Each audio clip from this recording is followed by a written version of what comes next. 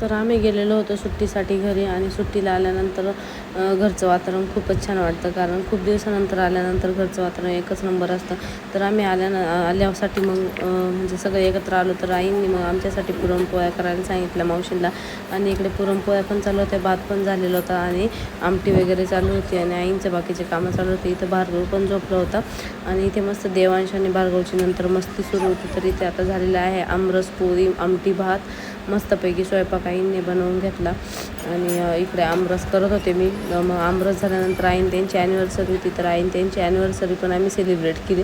तर ॲनिव्हर्सरी होती म्हणून केक कापायला पहिला आमचा पिल्लू असतो, प्रत्येकाचा बड्डे असो काही असो, तर आमचा देवांश पहिले केक कट करायला असतो. मग बाकीच्यांची ज्याची ॲनिव्हर्सरी असेल त्यांनी केक कट करायचा, बड्डे असेल त्यांनी कट करायचा, पण पहिला मान आमच्या देवांशचा.